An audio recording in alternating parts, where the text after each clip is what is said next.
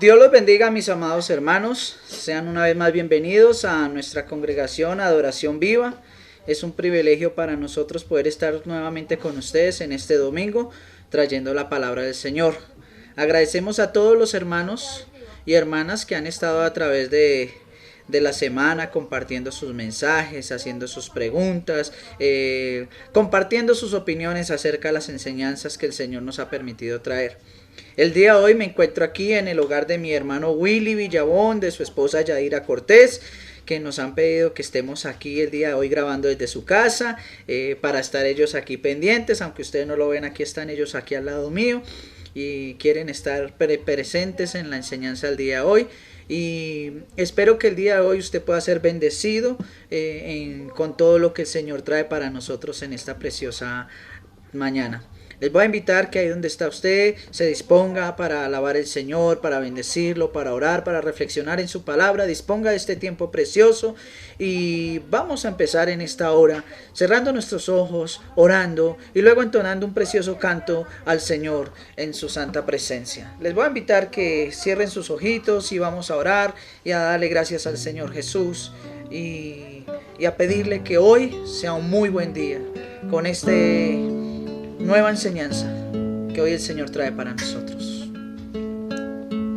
Bendito Señor Jesús, te damos toda la gloria y te damos toda la honra solo a ti, Señor, porque tú eres bueno y porque para siempre, oh Dios, es tu santa misericordia. Te agradecemos por el gran privilegio que tú nos das, Señor, de poder estar en esta mañana delante de tu presencia, adorándote, bendiciéndote, exaltando tu nombre, Señor. Te pedimos, Señor, que derrames del fuego de tu amor en nuestras vidas, que derrames del fuego de tu amor en nuestros corazones, que hoy en este día, Señor, a través de la alabanza, la oración, la predicación de tu palabra, podamos ser fortalecidos, podamos ser edificados, Señor, pueda nuestro espíritu alimentarse más y más de ti, Señor, para crecer, para llegar a ser más como tú, Señor. Te damos el honor y la gloria, Señor, y nos unimos, Señor, al cántico, a la oración y a la alabanza de millones de personas que en esta hora en el mundo entero te alaban, te glorifican, te exaltan y buscan tu nombre, Señor. Te damos a ti el honor y la gloria por siempre y te pedimos que hoy, Señor, nos dirijas en todo lo que hagamos en esta reunión. A ti, Señor Dios Todopoderoso, sea el honor y la gloria por todos los siglos. A ti, precioso Rey, la alabanza y la exaltación, Señor.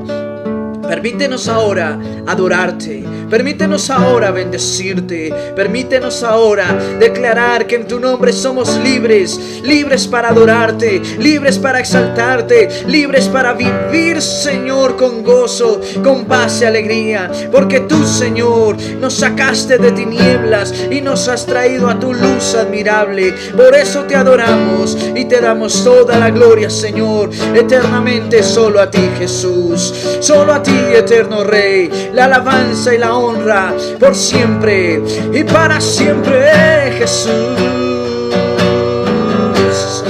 Tú eres santo, Jesús, y poderoso, y te adoramos y exaltamos en esta preciosa mañana con todo nuestro corazón. Aleluya. Libre soy en tu amor, libre soy del temor por tu entrega y gran pasión. Libre soy del dolor, libre soy en tu perdón por tu sangre en la cruz. Libre soy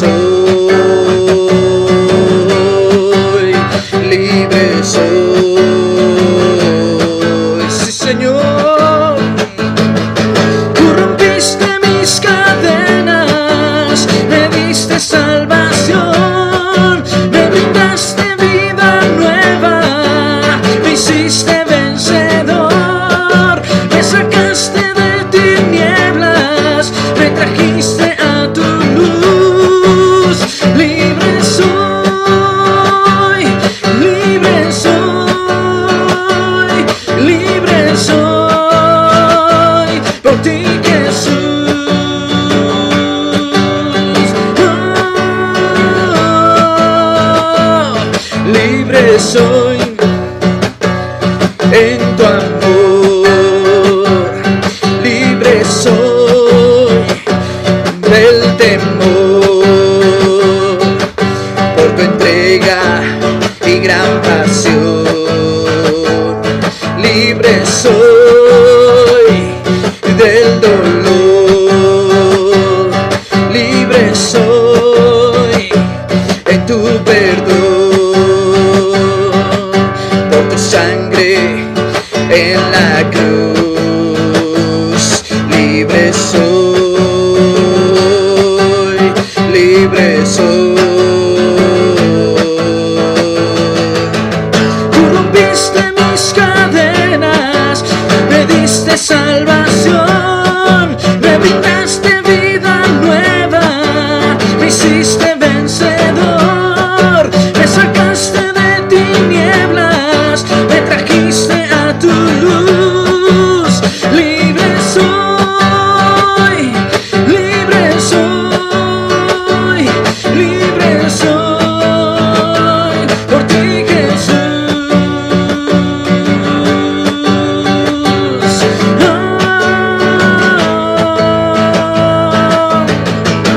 Santo, te alabo mi Jesús. Santo, te doy mi corazón.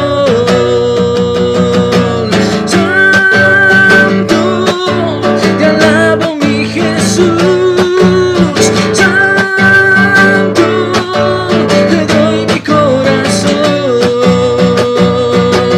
Tú rompiste mis cadenas, me diste salvación, me brindaste vida nueva, me hiciste vencedor, me sacaste de tinieblas, me trajiste a tu luz. Libre soy, libre soy, libre soy, por ti Jesús.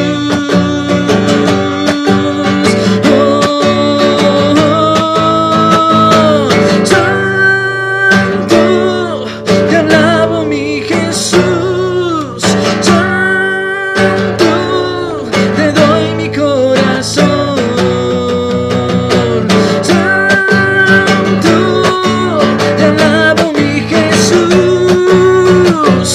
Santo, te doy mi corazón. Te doy mi corazón. Te doy mi corazón. Así es, Señor Jesús, te damos toda la gloria y te damos toda la honra en esta preciosa mañana. En tu nombre, por tu sangre, por tu entrega y gran pasión somos libres. Libres, Señor, para vivir, para gozarnos. Gracias, Señor, por la victoria que como hijos tuyos nos diste en la cruz del Calvario. A ti sea el honor y la gloria por todos los siglos. Amén y amén. Aleluya. Gloria a Dios. Amén. Gloria a Dios. Aleluya. Qué preciosa canción, mis amados hermanos.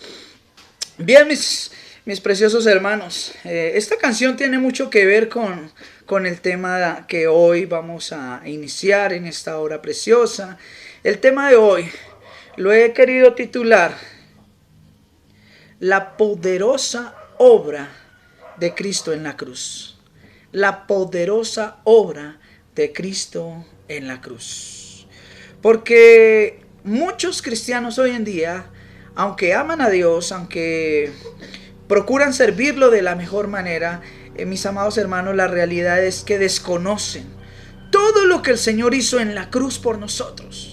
Todo lo que implicó la obra de salvación. Todo lo que implicó el que Cristo viniese a este mundo y muriese en esa cruz. En la cruz del Calvario, las obras de Cristo hicieron por nosotros cosas impresionantes que aún muchos no conocen o no tienen muy claro. Por eso es importante, mis amados hermanos, que a la luz de la preciosa palabra del Señor, miremos qué fue lo que Cristo hizo por nosotros. ¿Qué implicó ese sacrificio? ¿Qué fue todo lo que Cristo logró hacer en esa cruz y por su sacrificio, con su muerte, con su expiación, con su redención, con su resurrección? Todo lo que hizo por nosotros en la cruz. Así que lo voy a invitar que usted tome su Biblia, ahí donde la tenga, bien puede ser en su Biblia normal o por el celular, y le voy a invitar que vaya al libro de 2 Timoteo, segunda epístola del apóstol Pablo a Timoteo, y vamos a leer del versículo 8 al número 10. Y vamos a meditar en este y en otros pasajes que la Biblia nos permite tener o disfrutar para reflexionar sobre todo lo que ha costado y lo que significa la poderosa obra de Cristo en la cruz. Bien, mis amados hermanos, segunda Timoteo, en el capítulo 1, versículos del 8 al 10, dice el apóstol Pablo lo siguiente: por tanto, no te avergüences de dar testimonio de nuestro Señor, ni de mi precio suyo, sino que participa de las aflicciones por el Evangelio según el poder de Dios, quien nos salvó y nos llamó con un llamamiento santo, no conforme a nuestras obras, sino según el propósito suyo y la gracia que nos fue dada en Cristo Jesús antes de los tiempos de los siglos, pero que ahora ha sido manifestada por la aparición de nuestro Salvador Jesucristo, el cual quitó la muerte y sacó a luz la vida y la inmortalidad por el Evangelio. Qué precioso, mis amados hermanos, pasaje. Qué precioso pasaje donde el apóstol Pablo le decía a Timoteo para que él compartiera con toda la iglesia la obra que Cristo hizo por nosotros. Pablo le decía a Timoteo, le recomendaba que no se avergonzara, que no tuviera miedo de testificar de Cristo, de su obra, del Evangelio, porque era poder de Dios para salvación, porque era lo más hermoso. Y le decía en el versículo número 8, no te avergüences de dar testimonio, dice la Biblia, no te avergüences de dar testimonio de nuestro Señor, ni de mí, ni de aquellos que predican la palabra, y por estar predicando la palabra en ese momento estaban presos o eran perseguidos por los estados, los gobiernos, por las mismas personas u otras religiones. No te avergüences de dar testimonio de mí, ni del Señor Jesucristo, sino que participa de las aflicciones. Hermanos, la vida cristiana, muy diferente a lo que muchos están proponiendo, es una vida que debe llevar aflicciones, que debe llevar una evidencia de un sufrimiento, debe llevar evidencias de que nosotros como hijos de Dios no estamos dispuestos a participar, si es necesario, de los padecimientos y las aflicciones que padeció Cristo. Nosotros, por predicar la sana palabra de Dios, muchas veces, al igual que el Señor, seremos vituperados, seremos juzgados, seremos criticados, recibiremos el rechazo. Dice la palabra preciosa del Señor que inclusive los vituperarán, los echarán a la cárcel y, si es posible, los matarán. En predicaciones anteriores yo les hablaba a los hermanos acerca de que Colombia, si bien es un país que es democrático, que tiene libertades de culto y de expresión, en Colombia cada año mueren entre 40 o 50 pastores que son asesinados, y no por ser malos o hacer cosas malas, sino sencillamente porque están predicando el Evangelio en zonas del país donde las personas no están de acuerdo, donde hay cosas, donde hay personas que el Evangelio no les cuadra, y los pastores son asesinados. Es triste que Colombia, siendo un país con libertades, sea uno de los países en Latinoamérica donde más pastores matan al año por causa del Evangelio. Y dice la Escritura que nosotros no nos avergoncemos de dar testimonio de Jesucristo. Hay gente que cuando va a la iglesia, o cuando va camino a la iglesia, o cuando está en su trabajo, le da pena siquiera decir que son cristianos, por temor a la burla, por temor al que dirán, por temor que le digan que es evangélico, ya no traten con él, tantas cosas. Ahora imagínese si nosotros estuviéramos en zonas tan difíciles como las de estos pastores, que aún su vida tienen que dar por la causa de Cristo. Por eso Pablo le decía, sabiendo el contexto cultural en el que estaba Timoteo, le dice: no te avergüences de dar testimonio del Señor Jesucristo, sino participa de las aflicciones. Si tienes que ser perseguido, si tienes que ser vituperado, si vas a recibir rechazo, si aún lastimarán tu cuerpo, recuerda que tu vida pertenece a Dios, y si vivimos en este mundo, vivimos para Él, y si morimos, con Él nos vamos. Qué precioso mensaje el que le daba Pablo a Timoteo, pero era un mensaje de fortaleza. Y por eso en el versículo 7 de ese mismo pasaje dice: porque nosotros, Dios no nos ha dado un espíritu de cobardía, sino de amor, poder y dominio propio. Es decir, que nosotros no debemos fluctuar o dejarnos caer según sean las circunstancias. No debemos que nuestra fe tenga altibajos. No, nuestra fe siempre debe permanecer firme, siempre arriba. Las circunstancias, las persecuciones, las pruebas, las tribulaciones no deben ser una causa para que nuestra fe mengue o decaiga, sino por el contrario, son los momentos en los que Dios nos permite a nosotros fortalecernos y tener una fe mayor. Ese es el propósito. Pero muchos no quieren afrontar las aflicciones. Y en Hebreos capítulo 12, cuando el apóstol, el hermano que escribe Hebreos, habla acerca de lo que Cristo hizo por nosotros en la cruz, también le dice a la iglesia que nosotros debemos resistir, porque nosotros no hemos sufrido lo mismo que sufrió Cristo. A ninguno de nosotros nos están colgando en una cruz, a ninguno de nosotros nos están cogiendo a latigazos. Entonces, que nosotros consideremos al que sí sufrió tal contradicción, que sin ser pecador sufrió por nosotros, que sin tener que pagar pagó por nosotros, y hizo toda esa obra para que nosotros no sufriéramos y que nosotros estuviéramos tranquilos y contentos. Pues la realidad es que la gran mayoría de nosotros no hemos resistido hasta la sangre en esta obra cristiana como para tener algo de qué quejarnos con el Señor o en su obra.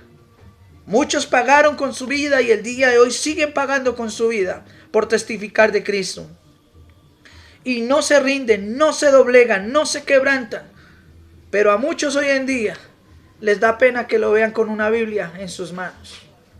Pero dicen ser cristianos, pero dicen ir a la iglesia, pero dicen amar a Dios, pero se avergüenzan siquiera que alguien les diga: ay, usted va a la iglesia tal, ay, usted se congrega, usted es cristiano, usted es evangélico. Yo no, yo voy allá porque mi esposa va y yo la acompaño. O no, yo voy allá porque es que me toca, porque mi papá o mi mamá me llevan, pero no, yo vaya por... No. O quieren negociar la fe con el mundo, y no es así. O somos cristianos o no somos cristianos. Apocalipsis 3, ahí en el capítulo 3, en el mensaje de la iglesia le desea, dice el Señor: o eres frío o eres caliente, pero al tibio lo vomitaré de mi boca. O eres cristiano o no lo eres, así de sencillo. Así que los que hoy en día se avergüenzan del evangelio, es buena hora de que reflexionen qué están haciendo. ¿Qué es el camino que quieren tomar? Si de verdad quieren ser cristianos, empiecen a ser cristianos verdaderos. Y si de verdad el evangelio no es para ustedes, entonces procuren buscar otra cosa que no sea el evangelio. Pero no jueguen a términos medios. No jueguen a hoy ser, mañana no ser y pasado mañana quién sabe. Nosotros no podemos negociar estas cosas como hijos de Dios. Pero el apóstol Pablo va más allá de esto. No solo de la vergüenza que nosotros o muchos puedan sentir, sino que empieza a decirle lo siguiente en el versículo, voy a terminar el versículo número 8 y comenzar el 9. Sino que participa de las aflicciones por el evangelio según el poder de Dios, quien nos salvó. Y empieza el apóstol Pablo a decirle a Timoteo, reflexione sobre lo siguiente. No te avergüences de dar testimonio del Señor ni del poder de Dios, porque Él, y dice el versículo 9, nos salvó. Y aquí empieza a hablar de lo que Cristo hizo por nosotros en la cruz, de la poderosa obra de Cristo en la cruz. Dios, a través del sacrificio de Cristo en la cruz, no dice la Biblia que nos va a salvar, o que nos abrió una puerta o nos dio una posibilidad de alcanzar salvación. No lo dice así. Dice la Biblia literalmente nos salvó, refiriéndose a una obra ya hecha con anterioridad. Muchos hoy en día están buscando, mirando a ver si Dios decide salvarlos. Muchos predican y dicen: hermano, arrepiéntase para que a ver si Dios tiene misericordia de usted y lo salva. Eso, hermanos, no es bíblico, porque la Biblia habla de que Dios ya nos salvó. A los que Dios destinó para salvación ya lo hizo con anterioridad, no lo está haciendo ahora. Los que hoy están llegando al Evangelio porque el pasaje sigue diciendo que no solamente nos salvó, sino que también nos llamó con un llamamiento santo. Es decir, que Dios no solamente con anterioridad en el pasado decidió salvarnos y envió a su Hijo para morir por nosotros, e hizo esa obra ya hace 2000 años. La salvación ya está dada, ya está hecha, ya esa obra está cumplida, hermanos. Ahora, en el pasar de los tiempos, Dios, a través de las edades de los tiempos, va llamando a los hombres a los que Él ha escogido y por los cuales Él pagó con su sacrificio en la cruz, para que sean partícipes de las herencias y las bendiciones que Él les proveyó mucho antes de que nosotros siquiera estuviésemos en la cruz del Calvario.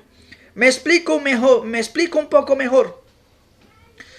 Dios, en su infinita misericordia, soberanía, voluntad perfecta, decidió, dice la Biblia, desde antes de la fundación del mundo, escoger un pueblo para sí, un grupo de personas, de millones de personas, que a través de los tiempos, por su gracia y misericordia, llegaríamos a ser salvos.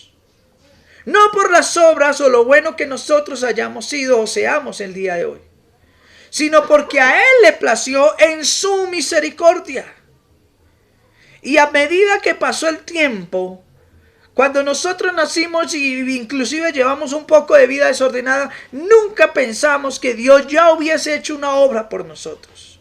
Y en el momento en que Él lo tenía decretado, nos ha llamado y nos ha dicho: venga para acá, porque es que yo tengo para ti algo diferente que lo que el mundo te puede ofrecer. Venga para acá porque yo ya perdoné tus pecados, ya te salvé, ya te redimí, y ahora te hago un llamamiento santo para que no sigas en esa manera mala, pagana de vivir, sino ahora vivas para mí, porque te he salvado, porque he pagado por tu precio, y ahora voy a perfeccionarte, voy a santificarte, voy a limpiar tu vida y voy a hacer que tú seas luz en el mundo. Eso es lo que dice la palabra de Dios. Y el apóstol Pablo dice: nos salvó. No nos dice: Dios entregó a su Hijo para ver a ver quién se salva o a ver a quién va a salvar más adelante. No lo dice así. Dice: nos salvó, refiriéndose a una obra ya hecha. Una obra ya hecha en el pasado. Y nos llamó con un llamamiento santo. Recuerden que la santidad no es otra cosa que apartar algo con un propósito específico. En este caso, Dios nos apartó desde antes de la fundación del mundo, dice la Biblia en Efesios capítulo 1, para que nosotros fuésemos santos y sin mancha delante de Él.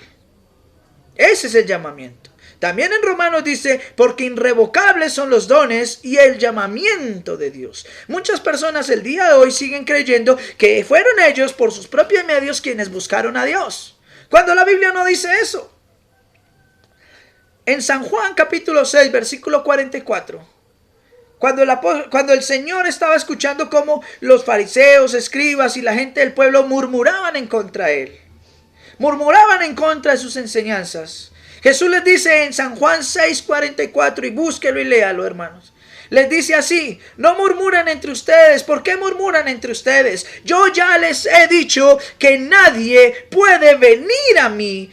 Juan 6:44, nadie puede venir a mí, dijo Jesús, si el Padre que está en los cielos no lo atrae primero, y yo lo resucitaré. Y luego en el versículo 65 y 66 del mismo pasaje, le dice a sus discípulos, le dice a sus apóstoles, les dice: yo ya les he dicho antes que nadie puede venir a mí si el Padre no lo trajere primero. reforzando y confirmando que nosotros no buscamos a Dios por voluntad propia, sino es Dios quien nos buscó a nosotros y nos trajo con su amor, con su misericordia, y por medio de la situación que haya sido, nos trajo al camino, porque Él nos tenía preparado un camino diferente, porque Él nos tenía destinados no para condenación, sino para salvación. Si la decisión de buscar a Dios fuera nuestra, estuviera en nuestras manos, ninguno buscaríamos a Dios por voluntad propia. ¿Por qué? Porque Romanos 3, versículos 10 al 20, el apóstol Pablo y dice: porque no hay justo ni aun uno, por cuanto todos pecaron y todos se hicieron inútiles, todos se desviaron a una. No hay quien busque a Dios, no hay quien le tenga temor, no hay quien le tenga respeto. En nuestra carnalidad ninguno buscaríamos a Dios. Y si nosotros hemos decidido buscar a Dios, no es por nuestra voluntad, sino porque Él nos llamó, y dice la Biblia, con un llamamiento santo. Y la misma Biblia dice que ese llamamiento, ese don que Dios nos da, es irrevocable. Aún muchos se resisten a la gracia divina, pero ¿quién puede resistirse a la voluntad de Dios? Ninguno. Así que cuando Dios nos llama, así nosotros no queramos, terminamos siendo sus hijos, porque Él nos destinó para un propósito diferente al mundo. Él nos destinó para la gloria, para la salvación, para la perfección y para una vida eterna, una vida en abundancia, con un gozo completo e infinito. Esto hace parte de todo lo que Dios ha hecho por nosotros a través de la muerte de Cristo en la cruz del Calvario. Yo no sé a ustedes cómo les parezca esto, pero a mí me parece impresionante. Ahora sigue diciendo la Biblia: quien nos salvó y llamó con llamamiento santo. Y mire lo que dice aquí: no conforme a nuestras obras, mis amados hermanos, sino según el propósito suyo y la gracia que nos fue dada en Cristo Jesús antes de los tiempos de los siglos. Dios no nos llamó porque nosotros fuéramos buenos o mejores que otros. El mismo apóstol Pablo, refiriéndose al cuerpo de Cristo, dice en el libro de Corintios, en Primera de Corintios, en sus primeros capítulos, dice: porque a Dios le agradó escoger de lo vil, de lo menospreciado, de lo que para el mundo éramos lo peor. De ahí escogió Dios a todas las personas que ha decidido salvar, para avergonzar a los fuertes y sabios de este mundo. Esto es asombroso. Cuando alguien se cree gran cosa en el evangelio, porque quizá Dios lo usa, o porque de pronto Dios lo prospera, lo bendice, y empiezan a jactarse y a creerse la gran cosa, recuerde lo que era usted delante de Dios antes de que Él lo rescatara: vil y menospreciado, lo peor de lo peor.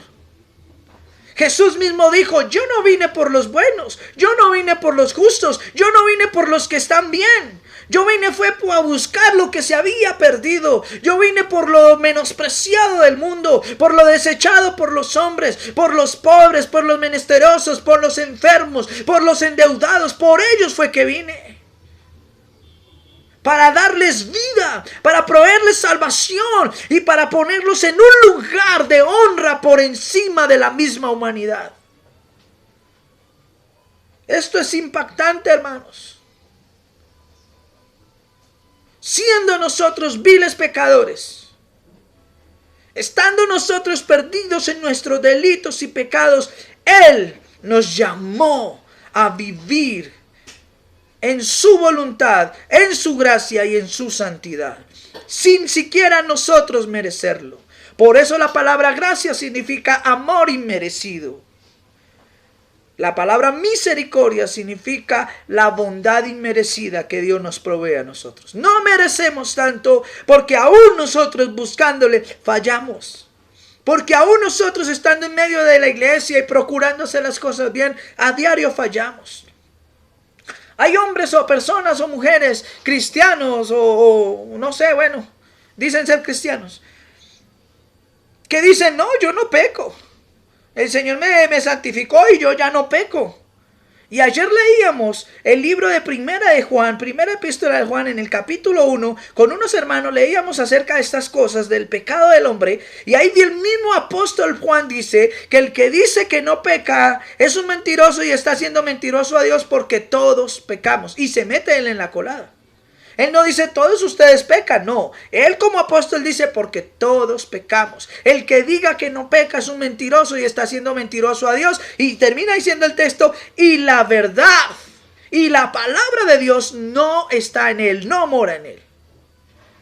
Por eso es que Pablo en el capítulo 3 de Romanos, cuando termina hablando de que todos somos pecadores, le dice a los hombres, terminando el capítulo, dice, entonces, ¿dónde está la jactancia? ¿Dónde está la jactancia de los que se creen gran cosa en el evangelio? De los que se jactan, es que yo sí soy, a mi Dios sí me usa, a mi Dios sí me respalda, es que mire, yo sí tengo poder. Poder, hermanos.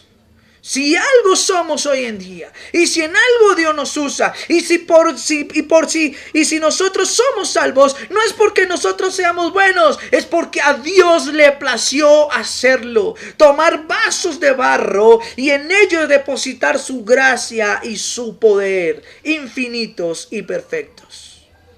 No es por nosotros. No es por nuestras obras. Nos salvó y llamó con un llamamiento santo, no conforme a nuestras obras. Dice aquí el versículo 10. No conforme a nuestras obras, sino según el propósito suyo y la gracia que nos fue dada en Cristo Jesús antes de los tiempos de los siglos. Mire lo que dice. En otras versiones no dice antes de los tiempos de los siglos, sino dice antes de la fundación misma del mundo. O antes de que existiera el mismo tiempo terrenal. Refiriéndose a que el plan de salvación ya había sido orquestado y decretado antes de la misma creación de la tierra. ¿No me lo cree? Vamos a leer la siguiente cita. Efesios capítulo 1, mis amados hermanos. Efesios capítulo 1. Y vamos a mirar lo que el apóstol Pablo nos dice desde el versículo 3 en adelante de Efesios 1. Dice así la palabra de Dios. Bendito sea el Dios y Padre de nuestro Señor Jesucristo, que nos bendijo, no dice nos bendecirá, dijo nos bendijo, hablando de que ya lo hizo. Efesios capítulo 1, versículo 3 en adelante.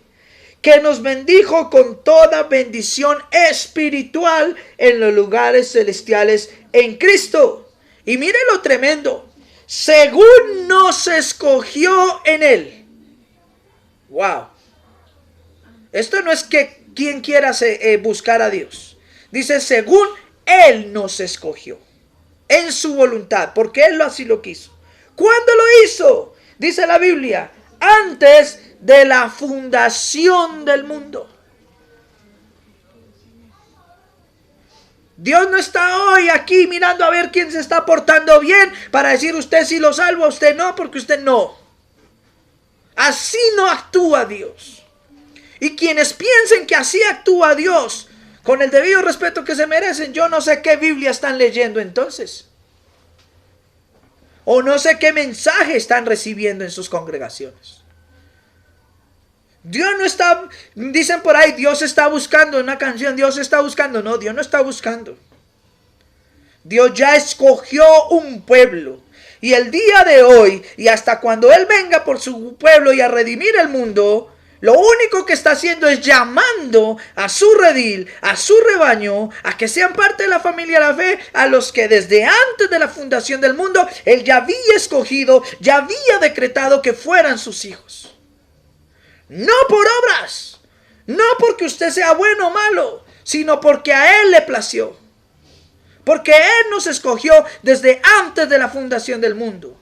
Pero muchos me han dicho, bueno, pastor, entonces esto de que nos escogió desde antes y que ya somos salvos, entonces quiere decir que podemos ir y pecar y hacer lo que se nos dé la gana porque ya somos salvos. No, señores.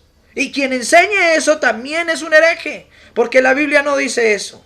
Si usted sigue leyendo el texto, él dice el texto que nos escogió antes de la fundación del mundo. Pero veamos para qué nos escogió.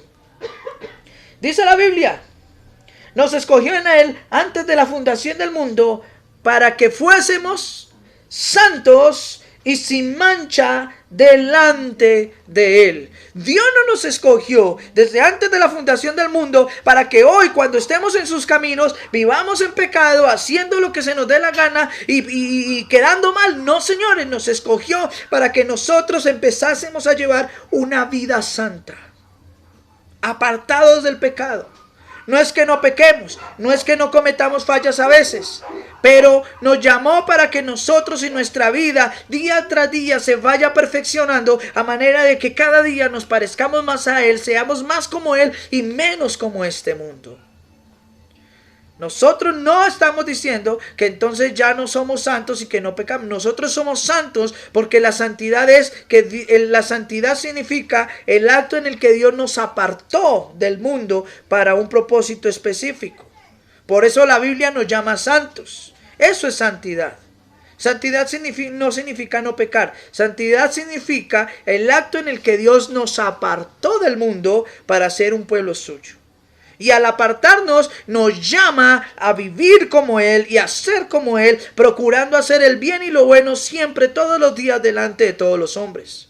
No es solamente ser buenos y santos y no sé, y perfectos en la iglesia. No, es delante de todos los hombres. Si bien muchos de nosotros hemos cometido errores y hemos fallado, el Señor, como lo dijimos en la cápsula espiritual de hace 15 días, como a la mujer adúltera, no le juzgó su pecado, solamente le dijo: levántate, yo no te condeno, solo ve, sigue tu camino y no vuelvas a pecar. Si la embarraste, ya no hay vuelta atrás. Levántate, endereza tu vida, restáurate y procura no volver a pecar. Dijo Jesús a la mujer adúltera: ni yo te condeno. Así que, mis amados hermanos, nosotros hemos sido llamados al camino de Dios, con un llamamiento santo para vivir conforme su voluntad, haciendo lo que es agradable a Dios. Todo lo bueno, todo lo puro, todo lo honesto, todo lo amable, todo lo que tiene buen nombre, si hay virtud alguna, si hay algo digno de alabanza, dice el apóstol Pablo: en estas cosas pensad, en estas cosas reflexionen, vuestra gentileza sea conocida por todos los hombres. Hay personas que dentro de la congregación son cariñosas, amorosas, mejor todo el mundo los quiere, pero fuera de su congregación, en su casa, en su trabajo, con su familia, con los demás, es un ogro completo. Eso, mis amados, es hipocresía. Porque la Biblia dice: vuestra gentileza sea conocida por todos los hombres, no solo por un sector específico, por todos.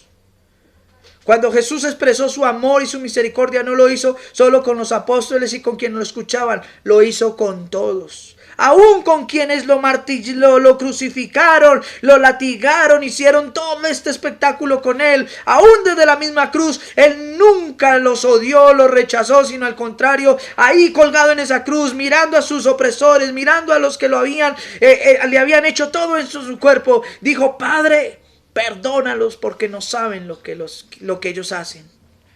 Es increíble el amor y la pasión que Dios mostró por nosotros y sigue mostrando por nosotros. Pero el texto en Efesios no termina ahí. Sigue diciendo, versículo 5: por su amor nos predestinó. Escuche bien, este término no es un término que nosotros estemos proponiendo. No es un término que nosotros nos hayamos inventado. Es un término que está en las Escrituras, y no solo en este pasaje, sino en otros pasajes. Y dice el apóstol Pablo: por su amor nos predestinó. La palabra predestinación significa escogido desde antes para un propósito específico. Y aquí el versículo anterior nos dijo que Dios nos escogió en Él antes de la fundación del mundo, para que fuésemos santos y sin mancha delante de Él. Por su amor nos predestinó para ser adoptados como hijos suyos, por medio de Jesucristo, de la fe que nosotros profesamos en Jesucristo, según el puro afecto de su voluntad, para la alabanza de la gloria de su gracia, con la cual nos hizo aceptos ante el amado. Es impresionante, mis amados hermanos.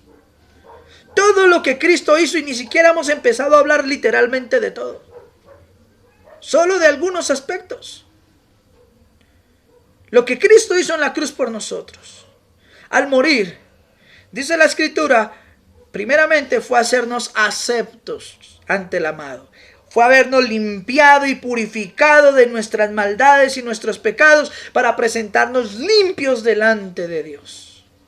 Porque nosotros, por nuestra condición humana y por nuestros pecados, no podríamos estar delante de Dios. Pero como lo dice el libro de Hebreos, por su sacrificio en la cruz, tenemos entrada confiadamente ante el trono de Dios. Porque Él nos ha limpiado, nos ha purificado y ha hecho una obra tremendísima. Si bien algunos tienen la obra de Cristo como una derrota, como la obra de Cristo en la cruz como una derrota, inclusive miraba en estos días unos comentarios que hizo el actual Papa Francisco acerca de la obra. Él habló de la vergüenza y de la derrota y de la humillación de Cristo en la cruz, del fracaso de Cristo en la cruz. Y si usted no me lo cree, busque así con estas palabras: el fracaso de Cristo en la cruz, y verá cómo el máximo representante supuestamente de Dios en el mundo para otros habla de que lo que Cristo hizo en la cruz fue un fracaso, cuando la Biblia nos dice que por lo que Cristo hizo en la cruz nosotros somos victoriosos, somos más que vencedores, y ya la muerte, el pecado y ninguna cosa se puede enseñorear de nosotros, porque Cristo lo venció todo y los exhibió públicamente, triunfando sobre todas estas cosas en la preciosa cruz del Calvario. La poderosa obra de Cristo en la cruz nos salvó. No nos salvará, nos salvó, ya lo hizo. No por nuestras obras, sino según la gracia suya, el poder suyo y la magnificencia suya, en la que decidió salvarnos con anterioridad. Y retomando el pasaje de 2 de Timoteo, dice el versículo, termina el versículo 9 diciendo: y la gracia que nos fue dada en Cristo Jesús antes de los tiempos de los siglos. Versículo 10: pero que ahora ha sido manifestada por la aparición de nuestro Salvador.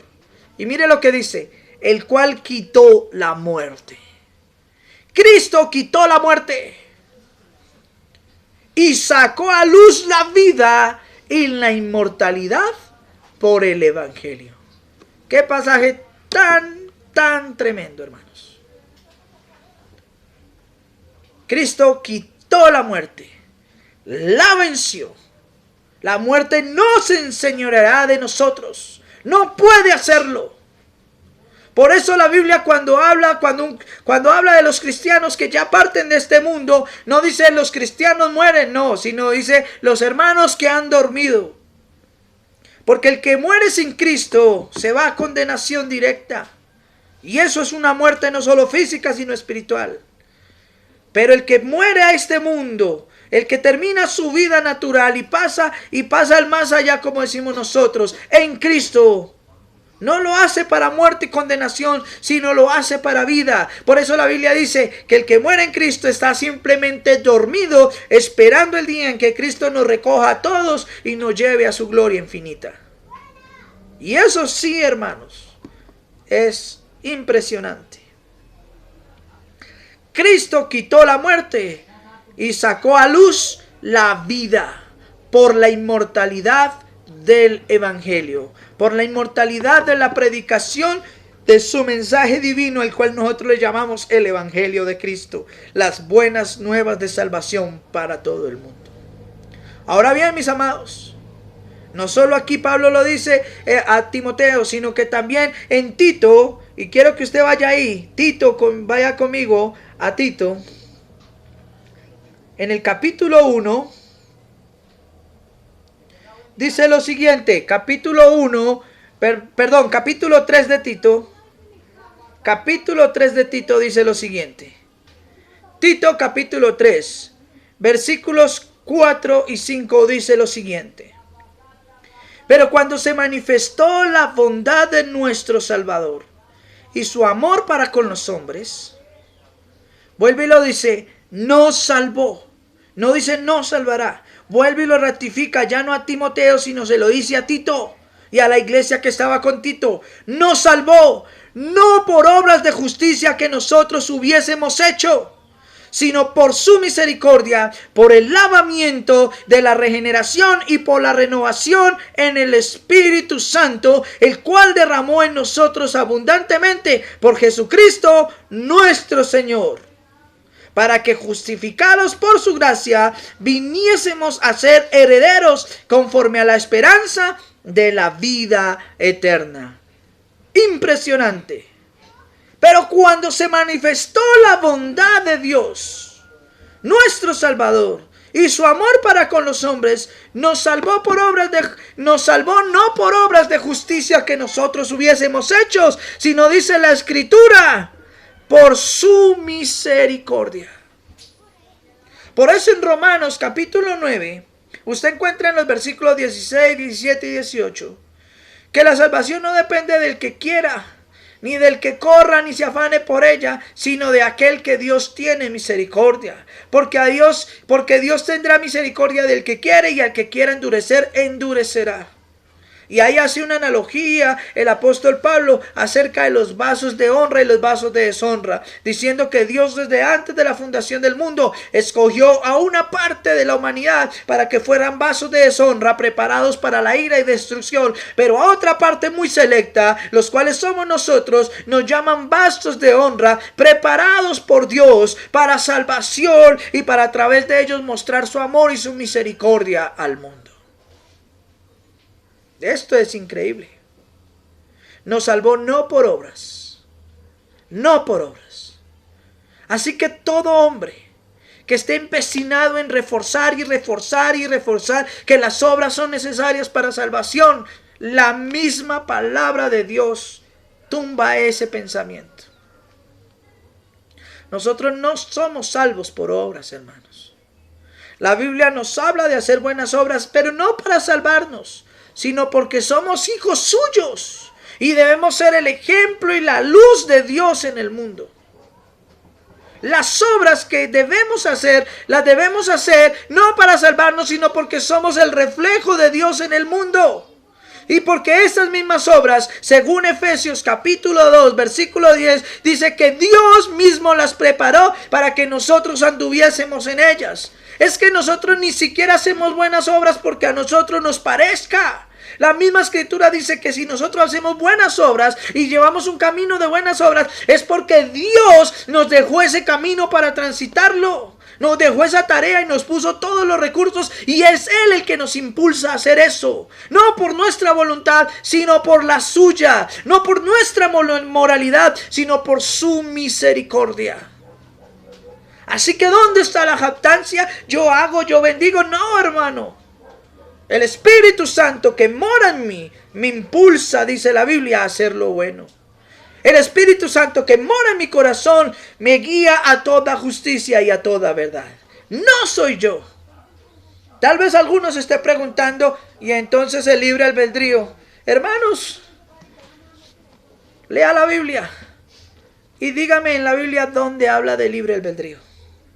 Les dejo esa tarea. Busquen el libre albedrío en la Biblia. A ver si lo encuentran. Usted no tiene libertad para escoger su salvación, y eso parece duro, pero es así. El libre albedrío que usted y yo podemos tener es un libre albedrío para a ver qué nos vestimos, qué cosas nos gustan, qué cosas no nos gustan, qué hacemos, qué no hacemos. Pero cuando hablamos de libre albedrío en cuanto al asunto de la salvación, eso es otra cosa, mis amados hermanos. Nadie puede llegar a Dios, a Cristo, si el Padre no lo atrae. Y eso lo dice la Escritura.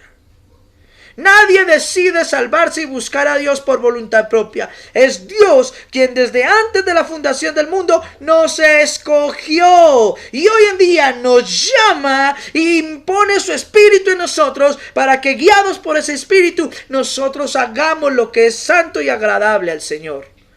Es decir, que nosotros a la larga no hacemos nada. Dios lo ha hecho todo. Y nosotros sin hacer nada, muchos de nosotros y muchos hermanos, sin hacer nada, siendo siervos inútiles, como dice la palabra. Se creen la gran cosa, se creen mejores que otros y se creen con la autoridad de denigrar de los demás, de señalar a los demás y de juzgarlos. Y como lo vimos en las enseñanzas anteriores, el mismo apóstol Pablo dice: ¿quién eres tú para juzgar? ¿O es que no sabes que en lo que tú juzgas a un hermano te condenas a ti mismo? Reflexionemos sobre eso, mis amados hermanos. Y aquí el apóstol Pablo a Tito le dice: nos salvó no por obras de justicia que nosotros hubiésemos hecho, sino por su misericordia. Y mire lo que dice, todo lo que implicó la obra de Cristo en nuestras vidas: por el lavamiento de la regeneración y por la renovación en el Espíritu Santo. Cuando Jesús dijo a sus apóstoles: es necesario que yo me vaya, pero les dejaré otro consolador, el cual os guiará a toda justicia y verdad. Era necesario que Cristo pagara el precio de nuestro pecado. Pero ya pagaron nuestro pecado y ya nosotros, siendo libres en Dios, ahora era necesario que viniera el Espíritu Santo para que tomase la vida de aquellos por los cuales Cristo pagó en la cruz y morara en su corazón y empezara a lavarlos su conciencia, no sus pecados, porque los pecados fueron pagados en la cruz. Pero nuestras vidas, nuestras mentes, en el momento en que llegamos a Cristo, necesitan ser lavadas de la contaminación del mundo, purificadas. Y dice la Escritura, no solamente lavados y purificados, sino regenerados por la renovación del Espíritu Santo. Y es aquí donde a mí me atañe o traigo a memoria una cita muy práctica. Romanos capítulo 12, versículos 1 y 2. Y permítanme lo buscamos y lo leemos. Romanos capítulo 12, versículos 1 y 2. Y usted va a entender por qué Pablo le dijo a Timoteo: renovación, regeneración y lavamiento. Dice la Escritura de la siguiente manera. Tiene como título en casi todas las Biblias: la nueva vida en Cristo. Dice así: por tanto, hermanos, yo les ruego por las misericordias de Dios que ustedes presenten sus cuerpos como sacrificio vivo, santo y agradable a Dios, que es vuestro culto verdadero o vuestro culto racional. No se conformen, versículo 2, no se conformen a este mundo o a lo que este mundo les ofrezca, sino transfórmense por medio de la renovación. Escuche bien, transfórmense por medio de la renovación de vuestro entendimiento, para que puedan comprobar cuál es la buena voluntad de Dios, agradable y perfecta. Tremendo, hermanos. Les ruego, hermanos, por la misericordia de Dios, que presenten su cuerpo ante Dios como un sacrificio vivo, agradable, santo delante de Dios. Que si bien no somos perfectos, procuremos cada día que nuestra alma, nuestra mente y nuestro corazón le sirvan a Dios. Procuremos que nuestro cuerpo se aleje de las pasiones mundanas y procuremos vivir en la santidad a la que Dios nos ha llamado, haciendo lo que es bueno delante de Dios. Pero que esa transformación y ese cambio de mentalidad llega cuando nosotros nos transformamos por la renovación, es decir, por volver a renovar nuestro entendimiento. ¿Cómo se renueva el entendimiento? A través de la palabra del Señor. Cuando en tu vida ya no empiezan a haber metodologías, ideologías y posturas de hombre, sino es la palabra de Dios la que gobierna en tu mente, en tu corazón, entonces ahí es cuando tú por fin podrás empezar a ser renovado y regenerado. Hace un momento estaba aquí uno de mis hermanos y hablábamos acerca de un asunto de política, y yo les decía: mientras los hombres sigan poniendo su voluntad en otros hombres, en ideologías, en partidos políticos, en movimientos de hombres, nunca podrán conocer la misericordia de Dios. Porque Dios no nos llama a creer en eso, Dios nos llama a creer en Él. y a ser salvos y santos en Él por medio de la fe en Jesucristo. Por eso es que la Biblia dice que de la abundancia del corazón habla la boca. Si en tu corazón hay palabra de Dios, eso inevitablemente es lo que saldrá. Pero si en tu corazón hay más cosas del mundo, si hay más obras mundanas que la palabra de Dios, pues inevitablemente eso es lo que saldrá y eso es lo que tú le mostrarás al mundo. De la abundancia del corazón habla la boca. Lo dice la Escritura, mis amados hermanos. Así que nosotros debemos transformarnos. ¿Cómo me transformo yo en un verdadero hijo de Dios? Cuando permito o cuando la obra de Cristo en mi vida se empieza a llenar de palabra. Cuando mi vida se empieza a llenar de palabra. Cuando empiezo a entender, a aceptar y a practicar los principios que Dios me ha dejado en la Escritura. Cristo en la cruz del Calvario nos salvó, nos perdonó. Y dice la Biblia que pasó en su paciencia por alto nuestros pecados, con miras de manifestar en este tiempo venidero su salvación, su misericordia. Así que, hermanos míos, amados y preciosos, es muy buena hora de que nosotros empecemos a reflexionar. ¿Qué tanto conocemos de lo que Cristo realmente hizo por nosotros en la cruz del Calvario? Hay muchas más citas, mis amados hermanos, y yo quiero que compartamos antes de terminar el día de hoy una última cita. Romanos capítulo 3, versículos del 19 al 28. Este pasaje lo leímos el día de ayer. Lo leímos el día de ayer con unos hermanos con los que estábamos compartiendo en el lugar donde yo trabajo, y fuimos de verdad muy tocados y muy llamados, o muy sorprendidos más bien, de lo que Cristo hace por nosotros, o lo que Él hizo por nosotros más bien. Dice Romanos capítulo 3, versículos 19 en adelante.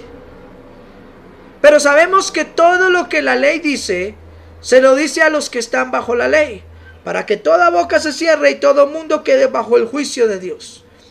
Ya que por las obras, escuchen bien, ya que por las obras de la ley, ningún ser humano será justificado delante de Dios, porque por medio de la ley es el conocimiento del pecado.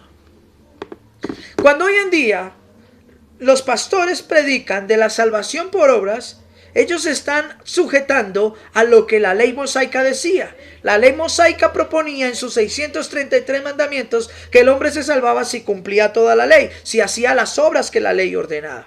Ahora viene Cristo y nos predica bajo la gracia, pero aún así muchos hermanos hasta el día de hoy, 2000 años después, siguen predicando que es necesario cumplir las obras de la ley para ser salvos, y eso es a lo que llaman muchos la salvación por obras. Mientras que el mismo apóstol Pablo, que fue un gran maestro de la ley, que entendió perfectamente la ley y que entendió perfectamente lo que era la gracia de Dios, ahora le dice a los hermanos que están en la iglesia de Roma lo siguiente: sabemos que todo lo que la ley dice se lo dice a los que están bajo la ley. Pero mi amado hermano, usted y yo no estamos en la ley. Estamos bajo la gracia de Dios a través de la fe en Jesucristo. Dice así, versículo 20. Ya que por las obras de la ley, es decir, por obras, ningún ser humano, dice la Biblia, no me lo invento yo, será justificado delante de Él, porque por medio de la ley es el conocimiento del pecado. Pero ahora, aparte de esa ley antigua, se ha manifestado la justicia de Dios, mis amados, testificada por esa ley antigua y por los profetas. La justicia de Dios que es por medio de la fe en Jesucristo para todos los que creen en Él. Porque no hay diferencia. Por cuanto todos vivan o no vivan en la ley, pecaron, están destituidos de la gloria de Dios. Siendo ahora justificados gratuitamente, no por la ley, sino por su gracia, por su amor inmerecido, mediante la redención que es en Cristo Jesús, mediante el derramamiento de sangre, mediante el sacrificio y el rescate que Él pagó por nosotros con su sangre en la cruz del Calvario. Cristo nos redimió de la maldición, de la muerte, del pecado, de la ley, y nos hizo verdaderamente libres. Libres para gozarnos, para vivir con gozo y con libertad, hermanos. Por eso el coro, libre soy. Tú rompiste mis cadenas, dice ese coro. Me diste salvación, me brindaste vida nueva, me hiciste vencedor, me sacaste de tinieblas y me trajiste a tu luz. Libre somos en Cristo. Lo que Cristo hizo en la cruz del Calvario fue una obra poderosa. Nos dio verdadera y genuina libertad. Una libertad, un gozo, una paz y un amor que el mundo nunca nos podrá dar. Y ese gozo, y esa paz, y esa libertad no son pasajeros, son eternos. Y aún así, muchos quieren seguir viviendo por obras.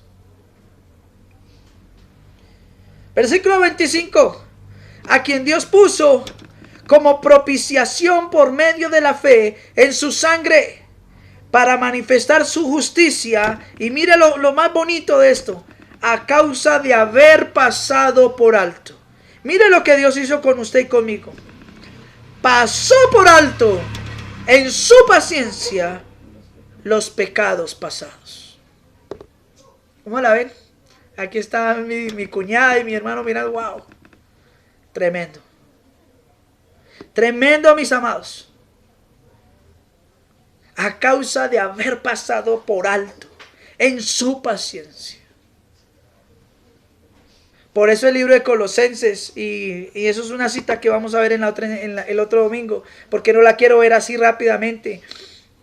Dice el libro de Colosenses en el capítulo 2, que ciertamente había un acta escrita con nuestros pecados, con nuestras inmoralidades, pero que Cristo en la cruz destruyó esa acta, y destruyó a las potestades, y destruyó a los gobernantes y al mismo diablo. Y esa acta dice que la clavó ahí en la cruz y nos dio la vida. Pasó en su paciencia por alto nuestros pecados. ¿Por qué lo hizo? Sigue diciendo, versículo 26. Con la mira o con la intención de manifestar en este tiempo su justicia, a fin de que Él sea el justo y el que justifica al que es de la fe en Jesús. ¿Dónde pues está la jactancia? ¿Dónde están entonces estos hermanos religiosos que se viven pensando que son mejores que otros y miran por encima del hombro a los demás? Y decimos aquí coloquialmente una frase, parece que caminaran pisando huevos, levitando, porque ya no le faltan alas, porque se creen muy santos. ¿Dónde está la jactancia? Cuando te creas ser mucho delante de Dios, recuerda que no eres tú, es Dios quien hizo la obra en tu vida. Y es el que la sigue haciendo. El que no solamente pagó por ti, sino que en su paciencia y por amor a ti, pasó por alto tus pecados para perdonarte y darte vida eterna. ¿Dónde está pues la jactancia? Queda excluida. ¿Por cuál ley? ¿Por la de las obras? No, Señor, sino por la ley de la fe. Versículo 28. Concluimos pues que el hombre es justificado por fe sin las obras de la ley. ¡Aleluya! Impresionante. Tremendo, hermanos. La poderosa obra de Cristo en la cruz. Y este es tan solo el abrebocas. La próxima semana vamos a entrar a ver qué es justificación, qué es redención, qué es propiciación, qué es justificar. Bueno, todas estas cosas que Cristo hizo por nosotros. Porque son muchas las cosas que Cristo hizo en la cruz por nosotros. Hoy tan solo vimos una introducción, mis amados hermanos. Pero quiero decirles, cada vez que usted quiera vivir para Dios, cada vez que usted esté haciendo algo, recuerde de quién es hijo. Recuerde lo que implicó su salvación, todo lo que Cristo tuvo que hacer por tu salvación y por la mía. Para que no vivas pisoteando tu sangre, para que no vivas blasfemando de las cosas divinas, y para que si tienes que ponerte a cuentas con Dios y hacer una reflexión y un alto en tu camino y enderezar tus pasos, los hagas. Acerquémonos pues confiadamente al trono de la gracia. Confesemos nuestros pecados, pidámosle perdón al Señor Y estoy seguro que Él obrará un milagro precioso en nuestras vidas. Le voy a invitar que ahí donde está usted cierre sus ojitos y vamos a orar dándole gracias al Señor por esta preciosa palabra. Y a pedirle que nos dirija porque nos queda mucho tema, nos queda mucho más para ver. Espero que el día de hoy esta enseñanza haya sido de gozo, haya sido de bendición para su vida. Y le voy a pedir que siga procurando hacer lo bueno delante de Dios, viviendo por Él, para Él y solo para Él. Señor Dios, te damos toda la gloria y te damos toda la honra a ti en esta preciosa mañana. Gracias porque nos permitiste tener esta reunión en paz, en bendición, Señor. Te pido que a cada hermano y hermana, Señor, que nos ve a través de los diferentes, nos ve o nos escucha a través de los diferentes medios, Señor, los bendigas, los edifiques y los guíe a reconocer, Señor Dios, la obra preciosa que tú hiciste por nosotros en la cruz. Te damos el honor y la gloria por siempre, porque tú eres bueno, Señor, y porque en tu nombre somos más que vencedores y libres, Señor.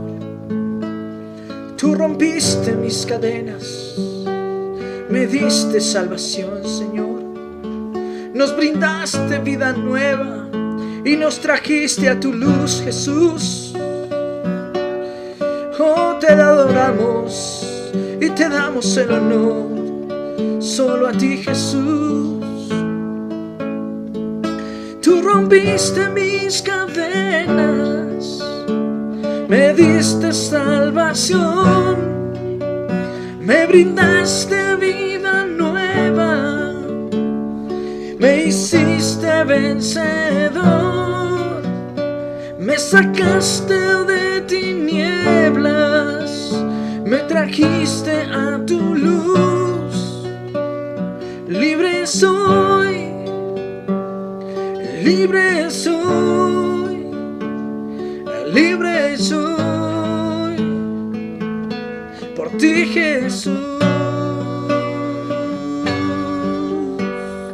Oh Jesús. Señor, te pido que en esta semana bendigas a todos los hermanos y a las hermanas en su diario caminar, en los quehaceres de su casa o de su trabajo. Trae salud, trae paz, trae bendición, trae gozo, trae amor, trae unidad perfecta, pero sobre todo trae a nuestras vidas día tras día tu presencia santa y hermosa. Que tu presencia nunca, Señor, se aparte de nosotros y que tu Espíritu, Señor, nos guíe por siempre a toda justicia y a toda verdad. A tu nombre glorioso, Señor, sea la honra y la gloria por todos los siglos.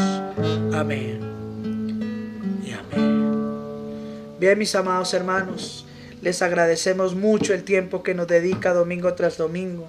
A los que por el grupo de WhatsApp nos están escuchando y participando activamente él, muchas gracias. A los que a través de YouTube o de otros medios nos están pudiendo ver, les agradecemos.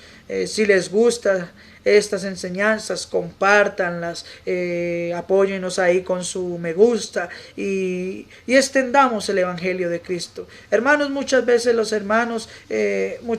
personas suelen compartir lo que no sirve. Esto lo he dicho varias veces. Suelen compartir lo que no sirve, lo que no edifica. ¿Por qué no compartir y darle un voto de confianza a lo que es sano y para la gloria del Señor? Les pido el favor, mis amados hermanos, de que se mantengan firmes en la fe, de que no pierdan la fuerza y que día tras día procuren al Señor darle una adoración real, una adoración viva.